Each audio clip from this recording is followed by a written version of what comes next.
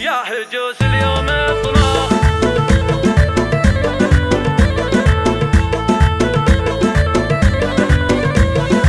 يا هجوس اليوم اطناخ بالاقوالي وابدع بنظم القوى في الخياليه في مدح العز من شانهم عالي قول عز والفخر في قوافيه امي راكل المعالي بامثالي على صيل الطيب الاوصاف مرويه امي راكن بالكرم جودي ينهالي الكريمه بالعطا كفها سقيه وصفها ام العريسه عذب خصالي فرحة بركان فرحه خياليه وامنا يسيره الطيب وزلالي شيخة بنا الاميرات ساميه امنا يفبصلها تشمخ بعالي اشرقت ام العروسه ولها تحيه والقروم اخوانها خير الابطال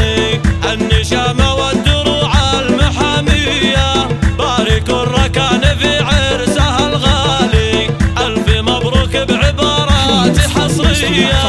الفخر ركاني يا شيخ الرجالي راعي الهبه فعولك بطوليه الله وابتسام اجمل عروسه لها قبالي تشرق الدنيا لي بانت بجيه ابتسام بزينها النادر العالي الفريده كلها وصاف عطريه في ركن وابتسام اكتب جزالي والسعاده اليوم في عرسهم حيه يا عسى الافراح يدوم الحياه طوالي والهنا والخير يملي لياليه